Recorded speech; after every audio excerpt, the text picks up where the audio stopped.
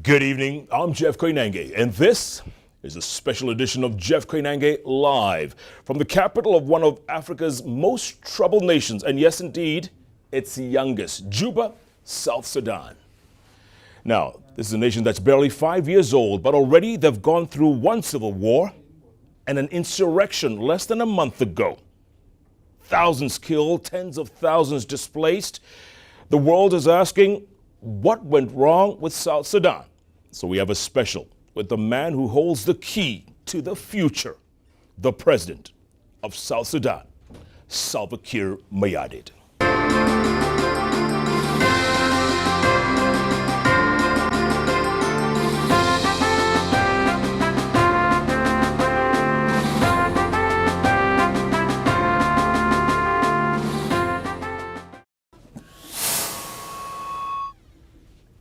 President. How are you? How are you, sir? Nice meeting. Good to see you. So do I too. You well? I'm good. Asante sana. Thank you. Thank you. Welcome. So you have changed my seating. Yeah, we've changed your seating a little bit. We'll return it to its original after. Thank you, sir. Thank you very much. How are you? I'm good. Yeah? Pushing on. Pushing on. Strong. Of course. President, first of all, thank you so much for giving us your time. Most welcome. And for inviting us to Juba at this time. I know you're very busy with everything that's been going on. Thank you. It is. So the first question a lot of people are asking is, are you in control here? I'm in control. If I was not in control, you would have not found me here. But I was saying earlier on in my introduction, a country that's 5 years old, and you've already gone through two very traumatic and serious events. What does that say about South Sudan? What does that say about this country? It is not the country, but rather than the people. There are people who are power hungry and who would not want to follow the system that people change power. Peaceful means of changing power. They are too impatient to wait for that. Yeah. So let's mention these people while we're here. I mean, obviously, Riek Machar, who was your first vice president for a long time. And then up until this past incident on July the 7th, tell us what happened. Because you were both in the palace. You were both here. What happened?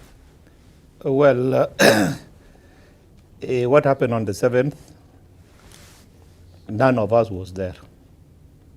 It happened on the road in the checkpoint. When his bodyguards went and attacked the checkpoint, which was manned by the national security with some few military police men. So they attacked them. They killed 4 of them, 2 from national security, 2 from the military police, and another, a civilian doctor who was passing by, was shot there. 5 of them. That was in the evening of the 7th. In the morning of Friday, there was supposed to be a meeting of the Council of Ministers. We always do it by Friday, every Friday. So that Friday, I canceled the meeting. I said, let the first vice president and the vice president come to me so that we come and see how to put down the tension of what happened last night. And at the same time, Dr. Machar has planned that while we are in the Council of Ministers, his men will come and open fire on all of us. On everybody? The heir will either survive and I will die. And if I die and he survives, then he will declare himself the president Republic of South Sudan. But that was aborted by having me cancel the Council of Ministers. So they came here, and this is where we were sitting. This room? This room. The first thing he said on the way was that he was afraid of how to pass through the checkpoints. The officer he called assured him that there is no problem. You are the first vice president, nobody will tamper with your motorcade. So he came, but on the way where the checkpoint was, he stopped and he said he wants officers from the Joint Military Council. This is a body which was brought in by the agreement. A Joint Command Military Council. It consists of his forces and our force. So these commanders came to him and they brought him. He was told that, when we reach, you will go in with your official motorcade, consisting of about 10 or 11 vehicles. But the whole bodyguards will remain outside. He said, okay. When they reached here, he entered with the close protection, and the rest were left outside. Now, while we were inside here, the forces that were left in his residence came in a convoy of 20 Toyota pickups full of soldiers and one ambulance. In that ambulance, there were also arms loaded on, and they were down. Now, outside the fence, they started to spread out, just like in a fighting formation. And the colonel who came in the ambulance was now the one directing what was to be done. So he was asking the soldiers who were already down, said, did you cock your guns? And he was speaking in Nuer language. And the nearest soldiers to him on my bodyguards were Nuer. And they were hearing whatever he was saying. So the soldiers told him that we did not cock our guns because we have no orders to do that. He started abusing them, that they were cowards and they did not follow up the orders, because when they were coming, they came with very specific orders. Now one of my bodyguards, who was caught by surprise, said, my brothers, is this thing happening again? So he got the first bullet, shot by this colonel. He was shot, he fell. The other one who was with him shot the colonel, also dead. That was the beginning of everything.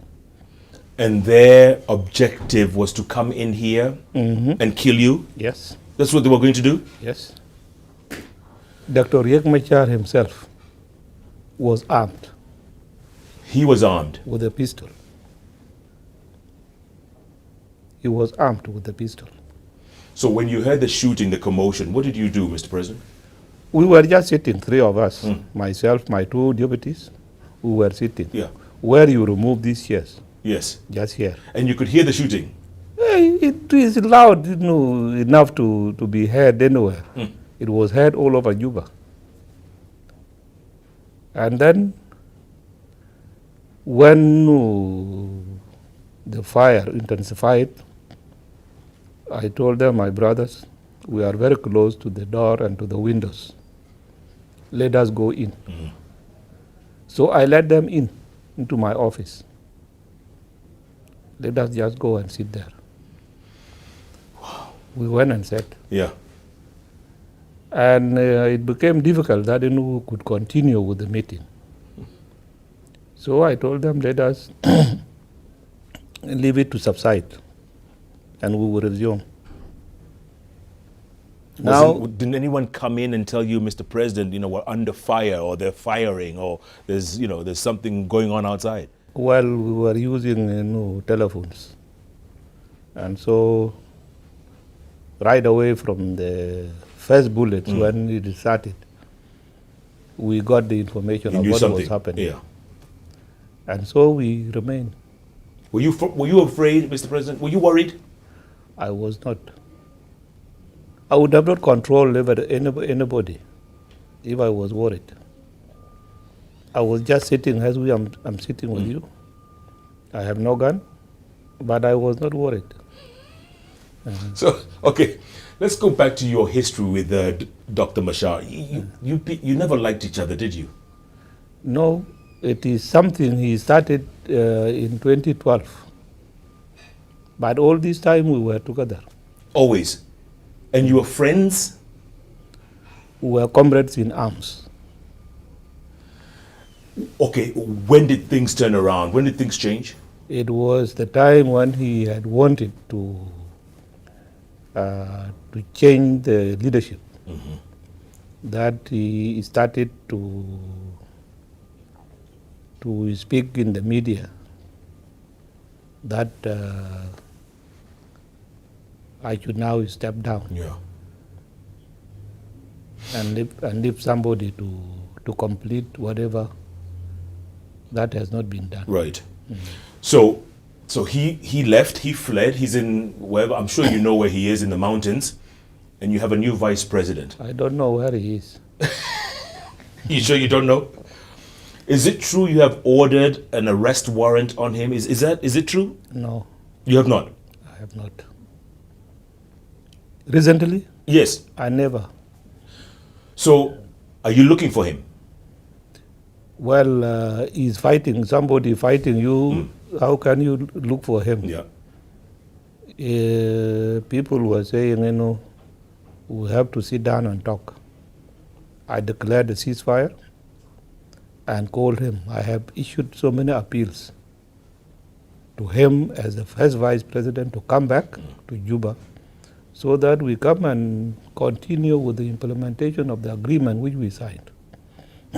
So there is no way that I could go and look for him. Yeah. So what is it now between you and him? Is it all-out war now? I'm not fighting him, but I'm on the fence because I'm defending the country, and should he come with whatever military force that he has, he will also be met with such a force. And that's the fear among many, especially people who are not from South Sudan, Mr. President, is the fact that all this fighting since 2013, people are wondering what's going on. When is there ever going to be peace in South Sudan? There will be peace. I'm sure there will be peace. But that is the peace where, I don't think such characters like Dr. Machar and others should not be part of it. But our people are very peaceful. Would you like to see him dead? Well, death is not really, it is too big for me to say. Because somebody who created him knows the purpose why he was created. And that person is the one who knows when he will take all of us Okay, Mr. President, how do you reassure people that Juba will be safe? Because the talk out there is Juba is going to be overrun any day now. Juba, nobody will who will overrun it? Who will overrun it? Nobody will overrun Juba. How do you reassure people? There is, now that since you came, did you hear any bullet being fired? No. In Juba? Not today. Even since that day when I declared ceasefire, that was the end. The guns went silent. That was on the 11th of last month. July, yes. And what's to not stop the guns from being fired up again? What's to not stop it? Are you going to stop it? Are you going to, your people, your army? Now we are already doing it. We are not doing it. The army is very disciplined now, have accepted to cease fire and only to wait to fight on self-defense, if they are attacked. Well, some of the people who aren't very comfortable with the security situation is IGAD. You know this. On this coming Friday, there's a meeting between IGAD, the 5 countries, and the African Union. And they want an intervention force, Mr. President, which you have been fighting, which you have been resisting. Well, I don't see the reason why there should be a foreign intervention to come and do what now? To come there and is no fighting the in Juba. There is no fighting in Juba. Whom are you coming to protect the civilians from? The civilians still feel unsafe, Mr. President. That's the thing, because under their own government? Well, tens of thousands have died since 2013. Well, that was what was done by Machar. And this is what he wanted to happen this time. But this time people have really known what was going to happen. And so the army was certainly sure of how to protect the civil population.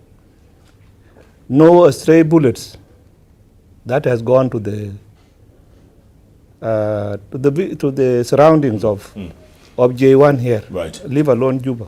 So what do you tell IGAD when they meet on Friday and all the African Union and all the representatives? What do you tell them? You know, I am a member of IGAD countries. Although they don't invite me, I am a member of IGAD. I'm a member of the AU. I'm the member also of the UN. So, to come to somebody's house without his or her permission, it is a trespass. Yeah. Even if I go to your own house without me informing you, you will take me as an intruder. Mr. President, you can come to my house anytime. No, not at all. Okay, but look, okay, outside of Juba, let's say some of the states around, especially in the north, where we've been hearing stories of people being mass crimes being committed, whether it's crimes against humanity or war crimes being committed. People in those villages, in those towns, they don't feel safe, Mr. President. They are safe. And if you want, for example, to bring in foreign troops, we have more than 12,000 here. UN troops, right? Or AU troops, yes. Yeah. So, can they not protect the civil population in South Sudan?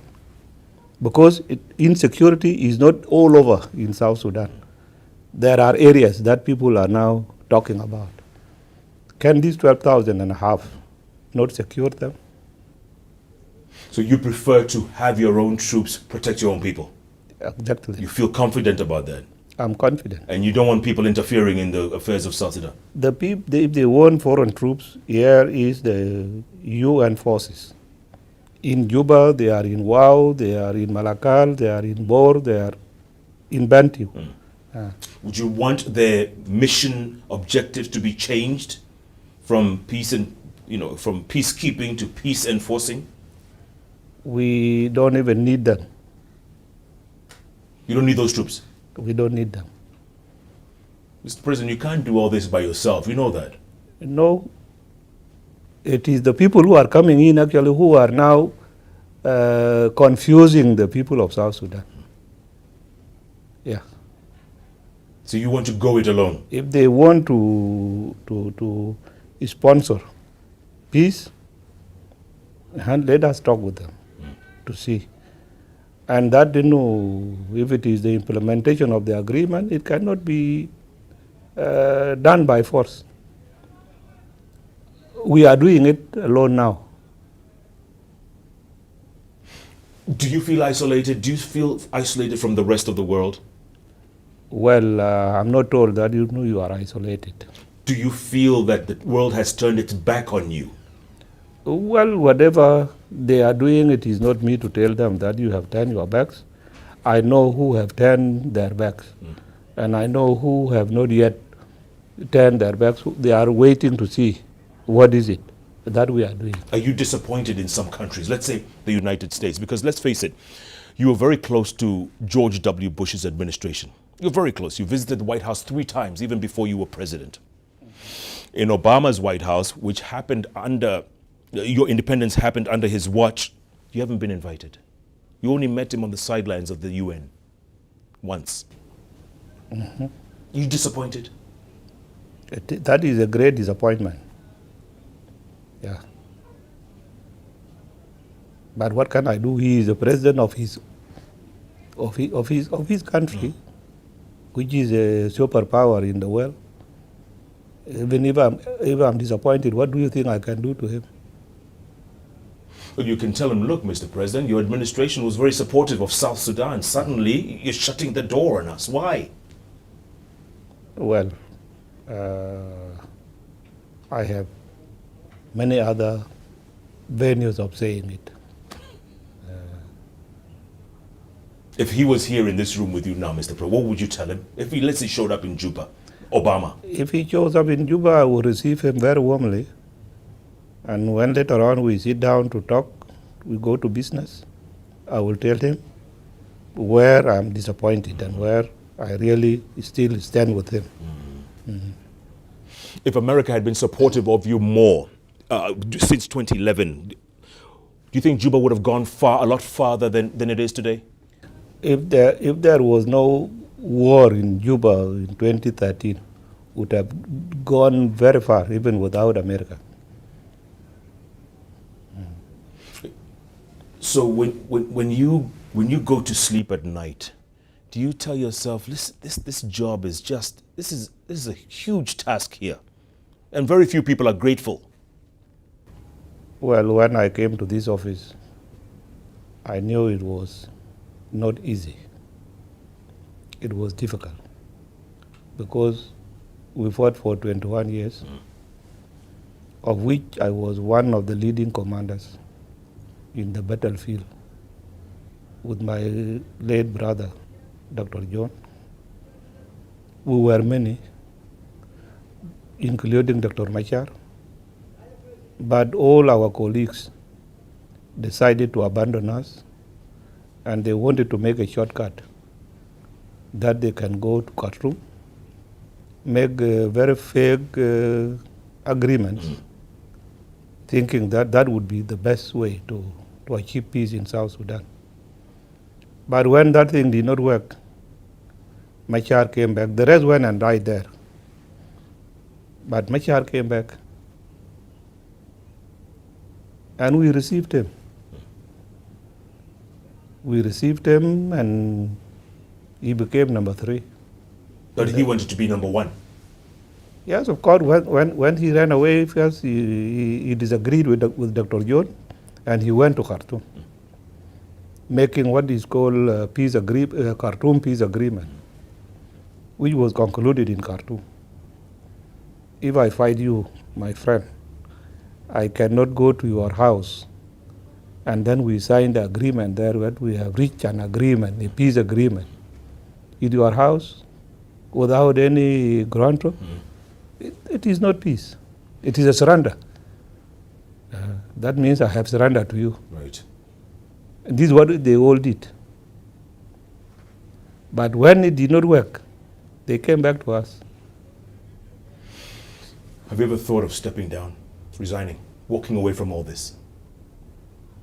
I can do it, but let me tell you this. If I leave this year today, you will be talking about genocide in South Sudan, which you people are now saying when it has not come. Even if Riek has succeeded on the 8th of July to kill me, I don't think that he would have come to Juba today. Well, Mr. President, let's take a break, come back, talk about Kenyans. Your relationship with Kenya is very close, very warm, but Kenyan banks are crying foul because your economy is in a tailspin, Mr. President. Let's face it, you have a major problem, not just political and military, but your economy as well. Let's talk about that after we come to break. Oh, okay. We are live in the South Sudanese capital, Juba, with President Salva Kiir Mayardit. It's a special Jeff Koinange Live. We'll take a break, come back, plenty more ahead. Stay with us. We are back in a moment.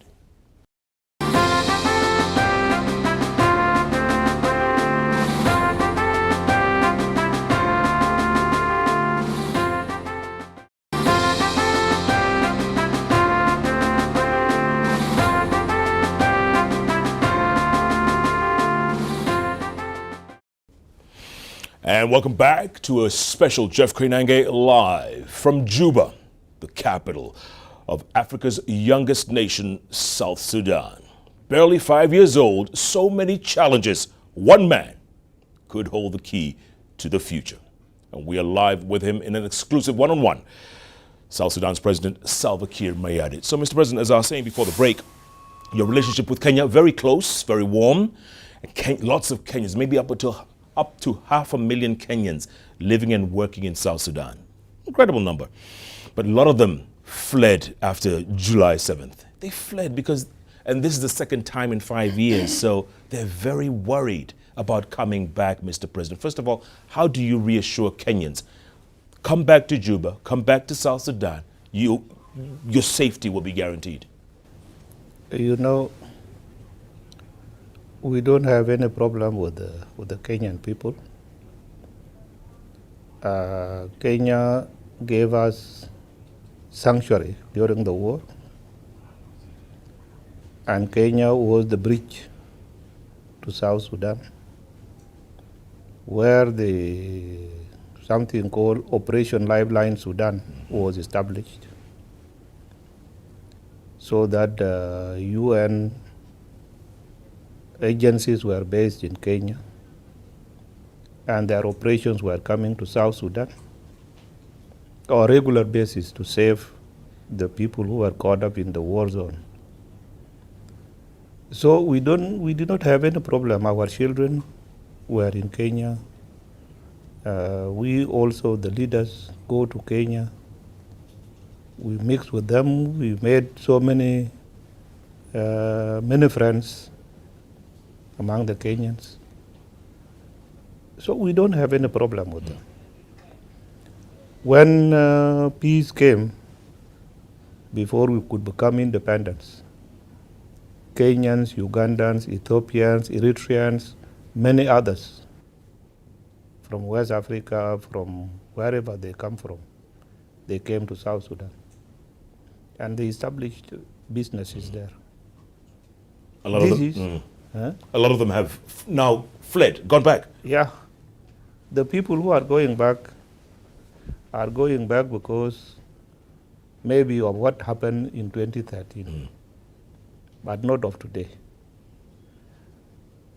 One is that of the 2013 ringing in minds, and number two, the propaganda being waged against our country by the people who want South Sudan to sink further down, deep into the ocean. This is why they are running away, because they are being scared, including our own South Sudanese. They are now crossing the borders. Those who have close relatives in Uganda are crossing to Uganda. Those who think that Kenya is nearer to them, they are crossing to Kenya. Yeah. So it is not only the business people in Kenya. That thing has effects on the economy. I don't deny that. And so, what is it? How can I assure them? Yeah. Even if I tell them that, come back, you have no danger. And they don't see it by themselves. They will not accept what I'm saying. The only thing to convince them is to keep the guns silent, the way they are now. Yeah. Are you going to guarantee that? I can guarantee that. I was talking to some senior bankers in Nairobi, and you know, KCB, Equity, CFC stand big here.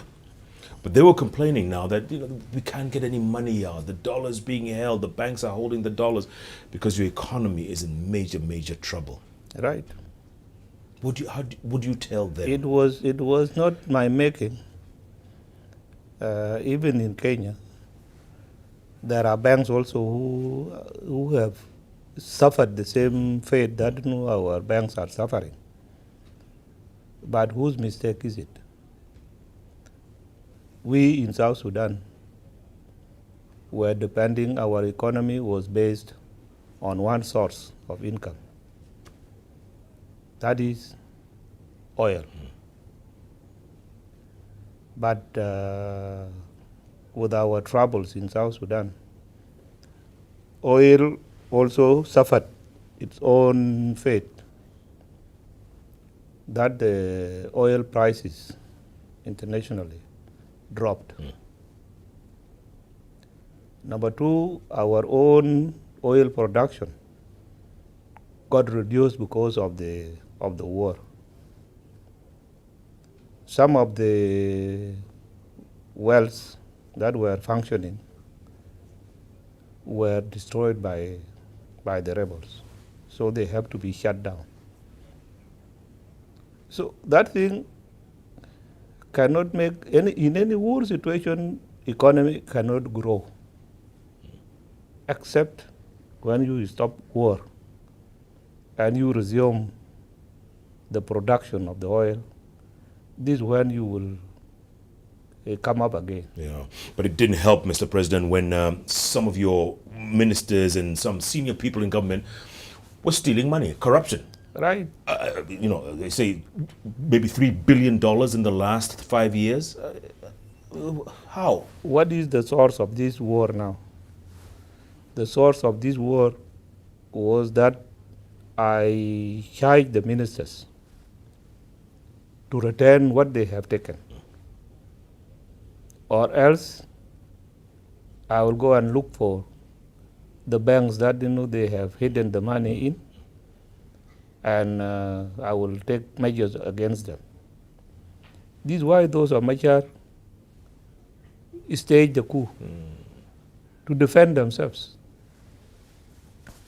And to be frank with you, some of my money are banked in Kenya. From these corrupt people? From these corrupt people. They're hiding it in Kenya? They are hiding it in Kenya. You know this? And they have refused to reveal. But you know this for a fact? Okay. So what is it? You have your hands tied behind your back, Mr. President. That's what it is. You're trying to get your money. You're trying to throw people in jail. Everyone's fighting you. I have written even to President Obama to tell him that they helped me to recover this money, because some money is hidden in the U.S. Because some of these ministers have bought apartments, they have bought very beautiful houses, villas in America. Yeah. How did they take this money there to buy? The money is there. But do you know what was told to me? Was that they always don't expose their customers unless if I know the names of the banks and the account numbers and the names of the people. This one they will now help. Yeah. And these are your same people here trying to run this young nation? These are the same people. It must disappoint you sometimes. Very much disappointing. I'm very much disappointed when I get to such answers. When people say South Sudan independence came too soon, you weren't ready for it, what do you tell them? How long did we fight? 2 decades. More than that.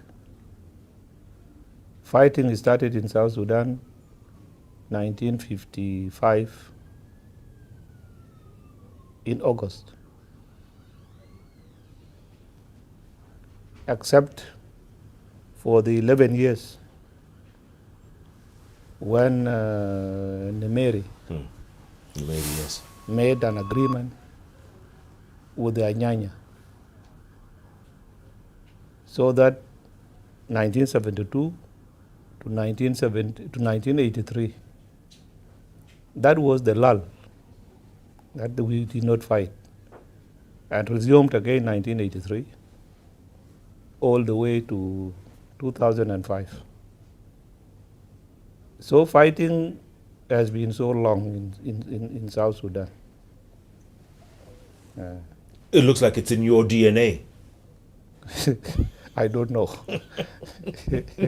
Can you transition, Mr. President, after what's happened the last 5 years? Can this country transition to peace and eventual prosperity? We can. The country can. If we do it the way it has been planned, I think we can transition out of this crisis. Will you reassure the banks in Kenya who really want to do business with South Sudan? Will you reassure them that things will get better? I will. I can assure them, even now, I can assure them that just don't rush into your decisions. Things will get better. How soon do you, how much time do you give yourself, Mr. President? 3 years, 5 years, 10 years? Well, as soon as we silence the guns and peace become accepted by everybody in South Sudan, it will not take us that much time to recover. If Dr. Garang was alive today, I think he'd be very disappointed in what's happening. I don't know whether he would have handled such a situation or not. Because these things happened during his lifetime, where Riek Machar and his colleagues, those of Lamakon, staged a coup against him in 1991. And just imagine, Garang was in Torit, we were in Torit, and they were in Nasser, in eastern Upper Nile, and they said they have overthrown John Garang. Even student politics are not like that. But that was the case. So Dr. Garang, if he was alive today, he would have seen whether he would have managed to resist these coups or not. But he will be very disappointed. Yeah. Do you miss him? Do you miss him? Yes, I miss him. I miss him. There are occasions that when we were together and such a situation happens, we would be sitting, two of us, and we will then, at the end, we will come out with a solution to that problem. And now you don't have that colleague, that counterpart to. No. It's a lonely job, isn't it? Very lonely. It is the most lonely job because you lose your friends, you lose your friends, you lose your colleagues. I said the other time that it is a voluntary imprisonment. Voluntary imprisonment. Yes. So you wouldn't wish it on your best friend? Well, if your best friend wishes it to do it, Yes. You tell him that. Yes. I told one of my colleagues, the current president of Zambia, when he was campaigning to become the president, I told him, my brother,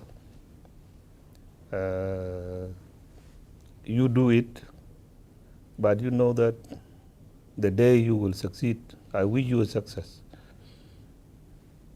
But that day, you will find yourself that you have walked into a prison unknowingly. Unknowingly. Yeah. He said, what happens? I said, first of all, you will not again be allowed to go with everybody. There are only ministers that will come to you in the office and all that. But you will not go to social occasions. Mm-hmm. You will not even go to your best restaurants where you eat the best meal. Mm-hmm. You will not be allowed to go there. You will be forced always to eat what is brought to you, not what you want. So I counted many things to him. Now when we meet, this is the first thing he reminds me. You told me. Said you told me the other time. So it is a good job when people understand themselves, because you will work with your mind at ease. You can plan properly. You can do everything without any tension. You are not worried that some people are doing sinister plans behind you and all that. Yeah. But in a situation like South Sudan, one can be really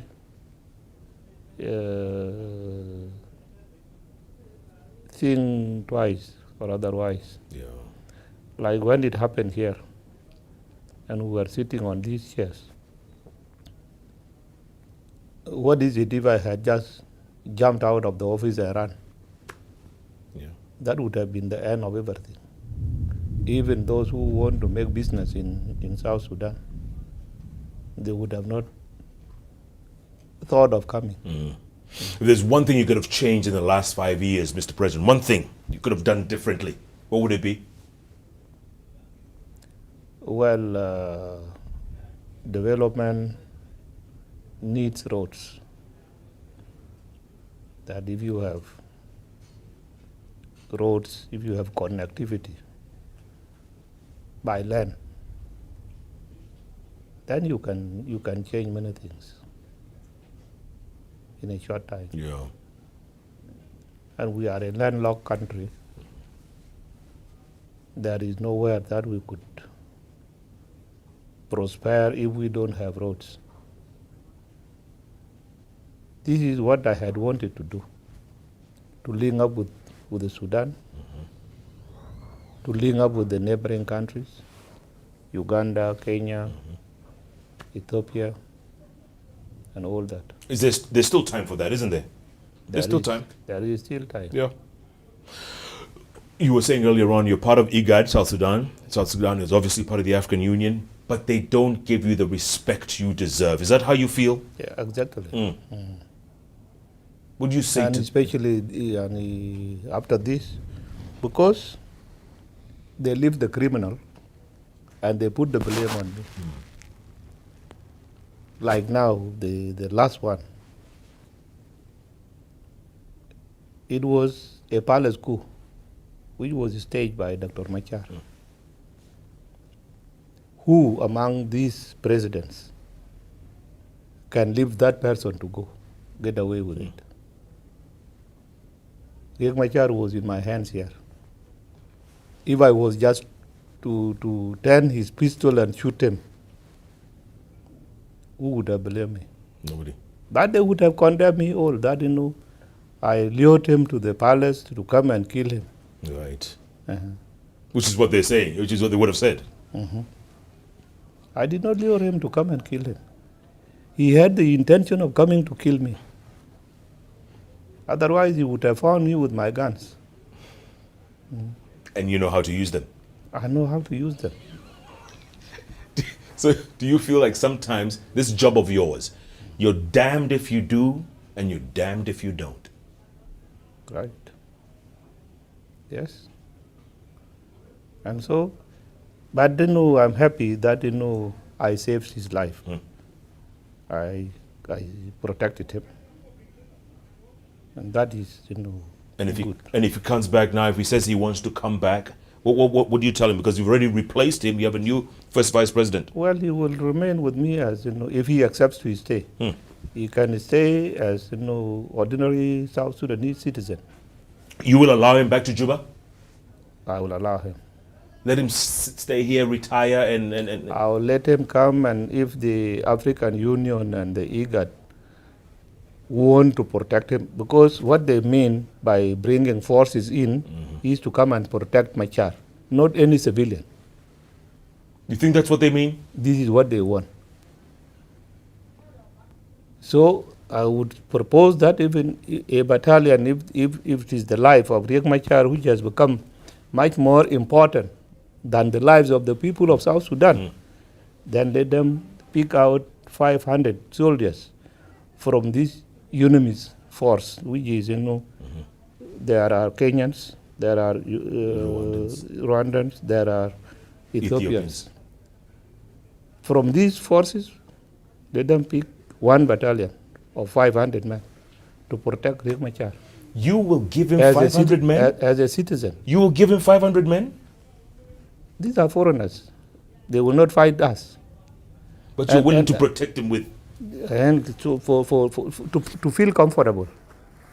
Because people think that, if I find him, I will not talk to him, I will just shoot him. But that is not my interest. I have peace in my mind. You do, huh? Even during the war, I was not known for just killing people. One of the peaceful commanders that Dr. John had was me. Is that right? Are you afraid when people talk about the ICC? Are you afraid that eventually they may come for you? They may come for Dr. Machar. They may come for the leading commanders. Are you afraid? Are you worried? Well, I'm not worried because I am innocent. I have done nothing. It was Riek Machar who actually provoked that situation, which led to the death of many people. Yeah, I did not. Mr. President, we're going to take a break, come back, because earlier on you had told us that it is safe in Juba, and you took us around for a walk. Stay tuned for that. Jeff Koinange live from the South Sudanese capital, Juba. When we come back, earlier on, a walk around the palace with the president. You know you don't want to miss that. Back in a moment.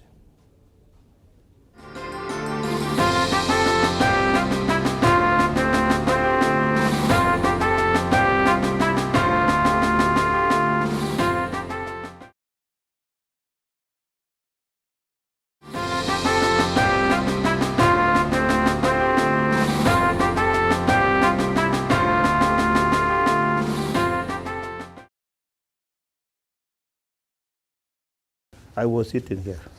And Riek Machar? Riek Machar was sitting here. And then you heard pum, pum, pum, pum. It is not something to be heard. You can even hear when the gun is being cocked. Oh, Lord. It is not far away from here where it started. And then, of course, you heard from the radio that something is wrong. So we knew it was the usual music. And so I told them, my brothers, let us change because we were too close to the door and the windows behind us. So let us change. So you walked in? I led them this way. Were your bodyguards panicking at this point? Were they? Not at all. No? No. People don't panic here? They were just out. We came in here. This is my secretary. We came in here. And you felt this was safer? I told them this is safe. Safer. I sat here. Riek decided to sit here because he was supposed to sit there. But he broke the protocol. He sat here and James Wani sat there. Some of his ministers who came in with him sat on on that, and some sat on this way. So we remained inside here, and we were supposed to address I was supposed to talk to the press because it was, our 5th anniversary. That's right. Yes. So I wanted to address the nation through the press. So all the house media were here. Now when shooting broke out, we did not know where they have gone to. Some were panicking outside, and then they all rushed to the press room. And I said, let us go and address the press. The press. When I came out, Yes. I almost stepped on this stage. Somebody was here lying down here. Oh, okay. From the press. Right. So we came here. And they were all over the floor. They laid on the floor. They turned the chairs to be on them. I was standing here. Yeah. Riek Machar was standing to my right. James Wani was standing there. So we made the address, telling the journalists not to panic. Right. And that they know what happened. We will not tell you because it is outside and we are in the office here. But please keep calm. And Riek Machar was with you? He was with me here. After I have talked, I gave him the chance also to talk. The same thing went to James Wani. He came and talked. After we have calmed down the press people, we went back. After fighting was not stopping, but it has a bit subsided. We decided that, this is the time that I should now address the nation so that it can be taken to the TV, so that they could be reassured. So we went back to go and talk. After that, we came. Now there was no fighting. It was quiet. It was quiet, and my officers came to tell me that it is now clear. Dr. Riek, while we were sitting, knew that these are his people. But why did they do that? It is something that I cannot answer by that time. Because he knew.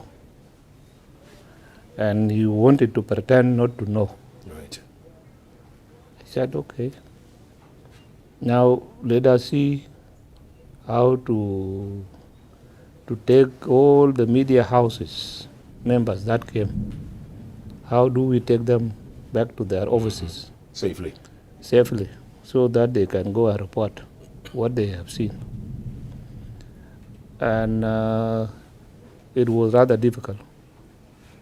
So we took APCs, armored personnel carriers. Correct. This is where we put them in, and they were escorted to their offices. After that, we took our own staff from the office. They went to their places. The next was how to take Riek to his house. And this is why I have remained in. I did not allow him to remain alone. Because there were very angry people. Those who might have lost their relatives in the action. Yep. Some have lost their very good friends. So it was a mixed feeling. And you never know who will do what. So what'd you do? So I kept remaining with him to assure him, at least to give him courage. Was he panicking? What was he saying then? Of course, he was not panicking in the fact that, but you can see from his face that he was shaken. He was afraid. Now, when we have cleared everybody, I said, bring the convoy of Dr. Riek so that he leaves. Now it was difficult to find a car. His cars were either demolished or disabled and cannot take him from here. I said, okay, go and bring my car. Your official car? My official car was brought from behind the fence. It was brought in, and this is the car Dr. Riek has to live with. You put him in your car? I took him from here. So you brought him here? The car was parked here. Right. One of the men here shoots at him, will hit me first. You were covering him? Covering him, and I was the one who opened the door of the car. And let him in? And let him in.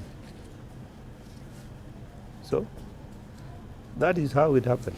Do you ever fear for your life, Mr. President? Are you ever afraid? We can walk a little. Is it raining still? Do you ever? It's okay.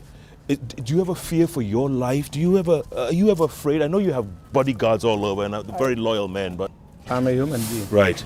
And I can be afraid. Does anything bother you? Do you ever get? As I told you, I'm a human being. Yes. There are instances that you can forget your own self. Of course. Of course. And address the situation that you are in. Yes. And there are instances that you would want to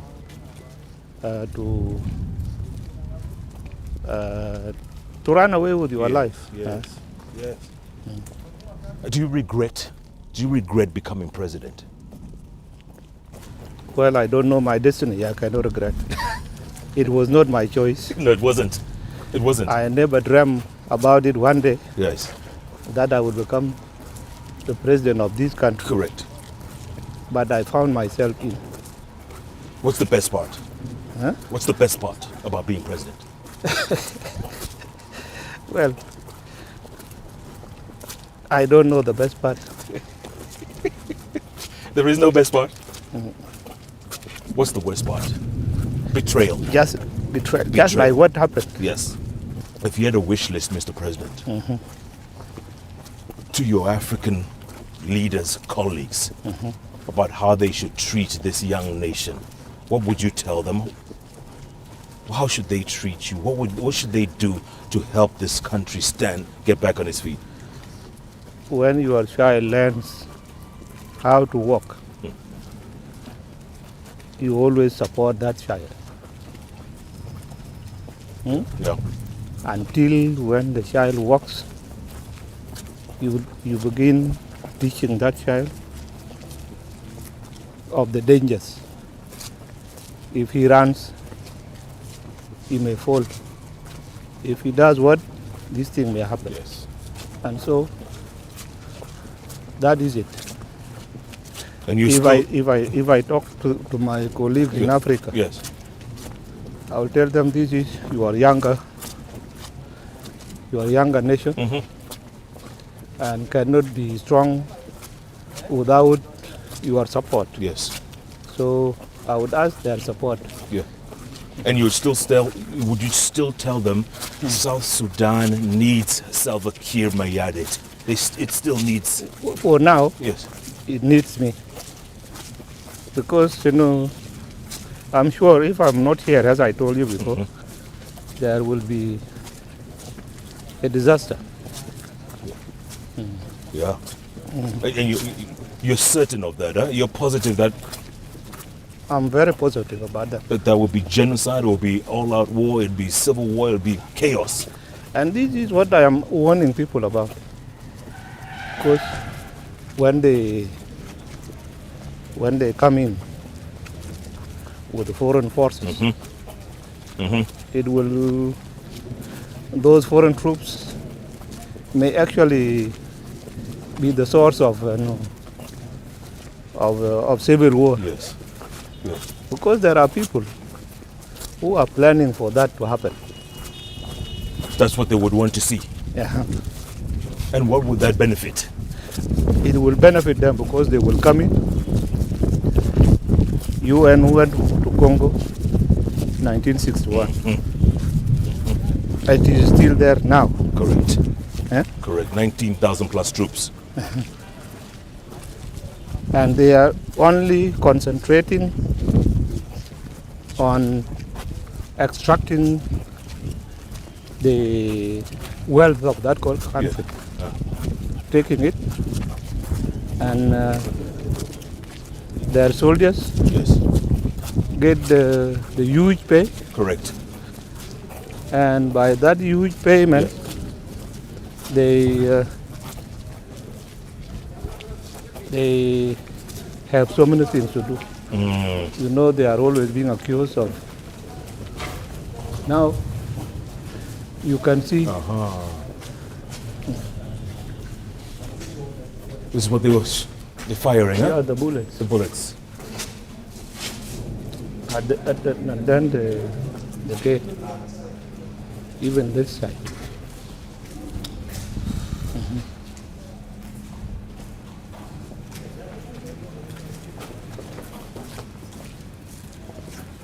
Did they kill many of your soldiers? Did they? Of course. They did, huh? Yeah. My goodness. At the presidential palace. How do you do that at State House? How do you do that at? Huh? How do they fire? How do they? Well, they wanted who are behind this gate so that they kill them. And that's why. And with the response from the presidential guard, Yes. that's it. That's how they responded, huh? My goodness. And if there was anybody here, Yes. did not survive. No, they're gone. And that's what I was asking you earlier on. Don't you get worried? Don't you?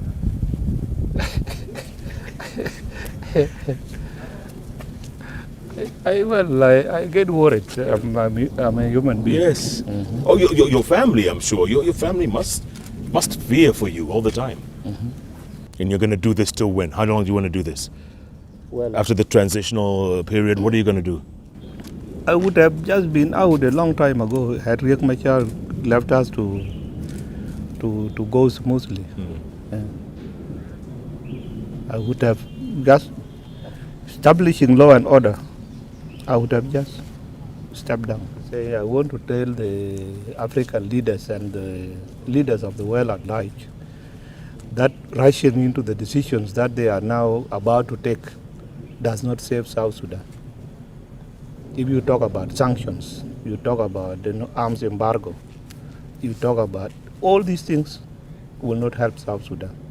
Because when you embargo the country not to buy any single bullet or a gun, then you are giving the upper hand to the spoilers. Those who are outlaws can get guns from wherever they get them from, and they come into the country with it. That's right. And your hands are tied that you don't bring any gun. Yeah. So I should tell them that you investigate into this thing first. Come and see by yourselves. Is there war or is there no war? Number two, are they actually for the defense of Riek Machar or for the people of South Sudan? I have to ask you this, just for the record, Mr. President. I've been wanting to ask you this for many years. That hat, does it leave your head? It leaves my head. Why not? When do you take it off? When even I'm sitting with the people, I take it off. I've never seen it leave your head. No. You might have not seen me at the right time. Because once, we sit in the meeting, even in the Council of Ministers. Yes. Yeah. You take it off? I take it off. Okay. And I sit. And at night? Of course, nobody can sleep with the head on. Now, are we going? Yes, sir. Thank you. No doubt, some incredible insights, and yes, scenes you don't get to see every day. A walk around a palace with a president. You can only get that kind of stuff right here on JKL, only on Kenya's television network, KTN. Tomorrow night, if it's Thursday, it's all about inspiration. Farah Hussein Malim, Deputy Governor of Mandera. You need to hear his story. It will no doubt inspire you. Thanks so much for watching this special Jeff Koinange live from Juba, the capital of Africa's youngest nation. Good night, good luck, God bless.